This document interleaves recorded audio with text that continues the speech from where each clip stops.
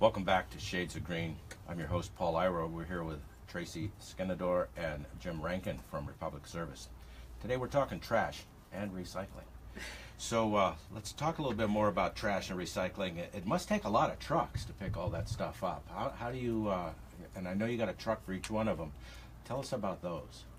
Well, we have the two locations, both Cheyenne and Henderson transfer stations. We have trucks stationed there, more centralized for the community they service.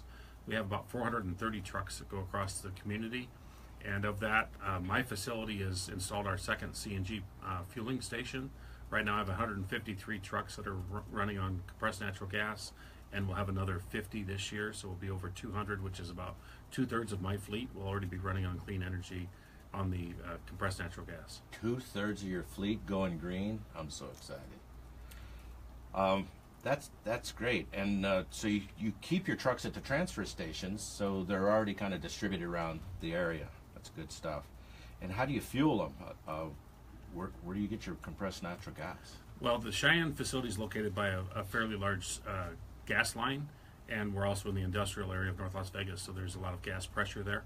So we've tied into a gas main, a 6-inch gas main, high pressure line that feeds our compressors. And then the trucks plug in at night, and it takes about 5 hours for them to fuel up overnight. So while the drivers are home sleeping and resting, the trucks are filling up with fuel. You don't pick up trash at night? We do in some certain areas. We do the strip with our roll-off service. So yeah, those trucks do double shift as well. So you guys are a 24-hour service? Yes, we are. On the strip, I was going to say, yeah, for some of the hotels. But you know what we love to share, and we always, when we do presentations, we always tell people, if you rely on hearing the truck come down your street to know it's your trash day or recycling day, you can't really do that anymore, because with the natural gas trucks, they're much quieter. In fact, I think isn't it about 70% or so quieter than the other trucks? So it's not only quieter, it's better for the environment, you know, reducing our carbon footprint, and really making a difference. Well, today is pickup day in Henderson, where I live, and by the time I hear the recycling truck, I haven't even rolled out of bed yet. They come early. The recycling guys come about 7:30. The trash guys come much later, but you're right. I don't hear them. What I hear is the picking up noise and the sound of the but not the engine. So good to know. Know your days, and if you've got any questions about it, where would they find this information? Republicservices.com, or residents can also call our customer service department, 702-735-5151. Okay, thank you. I've watched your trucks operate, and your drivers are pretty talented. Tell us about your drivers. That's quite a skill to get out there and pick those things up with those little fingers. And anyway, go ahead. Yeah, we have an average seniority of our drivers about 12 years. So we've got some long-term employees, very talented employees. Most recently, we participated in what we call our annual truck rodeo, actually biannual, and this is the first time we've done it since we merged together with the Allied company back in 2008. And we're very fortunate that one of our drivers local here, Eric Ruiz, won the National Championship Award out of 15,000 drivers participating for the commercial line of business. He went down to the rodeo down in Chandler, Arizona this last month, and participated with the 40 other drivers, and he was the eventual winner. Very proud of what he did. He's in the community doing his great work every day.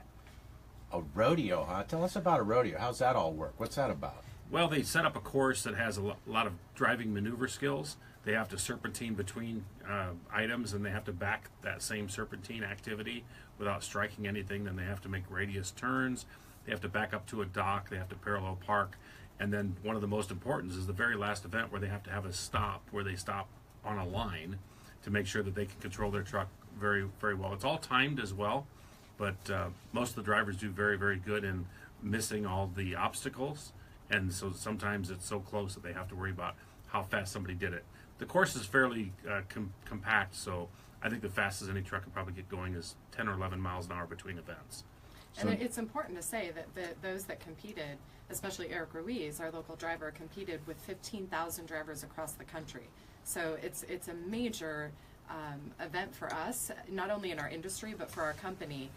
Only the top 50, really considered the best of the best, were able to compete in the national competition. So we should be really proud that right here in Southern Nevada, we have one of those winning drivers. It's a big accomplishment. So no roping or bucking kind of things going on. Not this year. Okay. Do they have a special hat they wear like the cowboys wear? Or what? No, not really. They did have some nice shirts that were given to them. And what do they win for a prize? Well, Eric was fortunate enough to win a very large cash prize and then another week of paid vacation. And John Force was gracious enough to attend our rodeo, and he has offered up some memorabilia for the winners as well. And so you're talking about backing up and between items, and what came to mind was children and bicycles and wagons and things. So you've got to have a pretty high safety factor for these guys. How do you get them trained up, or talk to us about your safety program? We do, and every year we have what we call defensive driving training, and that's taking place this month at all of our divisions.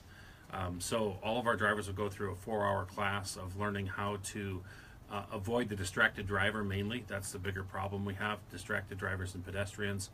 We also have a skills test they have to pass every year to make sure they can maneuver and function very safely in the community.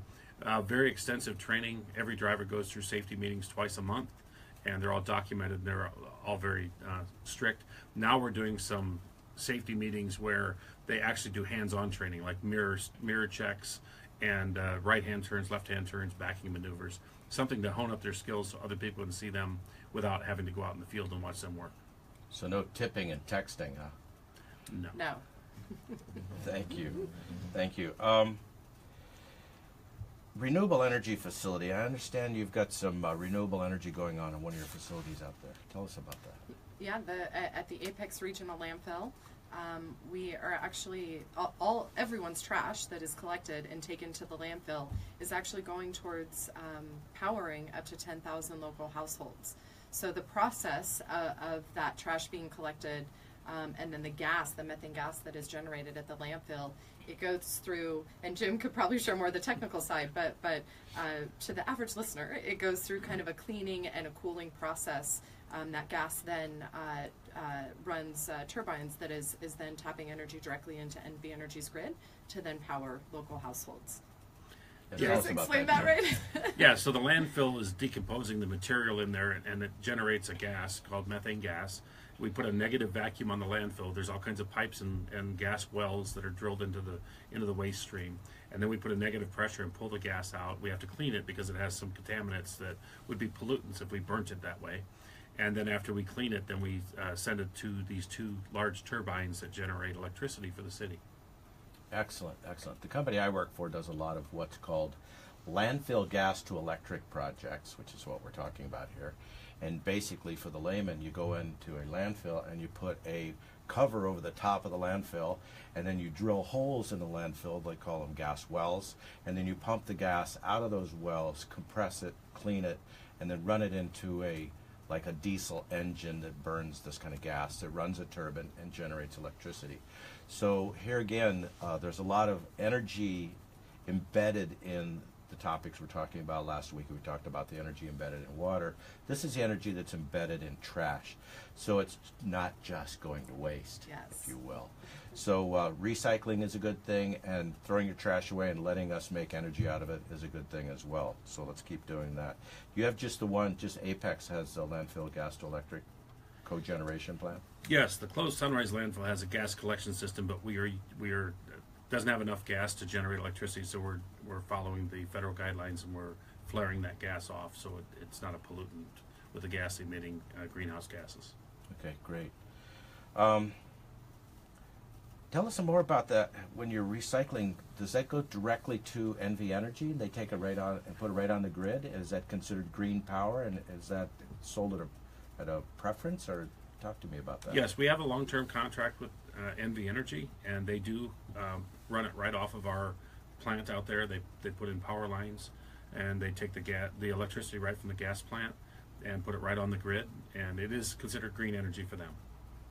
Thank you much. That's good stuff. I really like this. Hey, we're going to talk some more about this when we come back to Shades of Green. We'll be right back.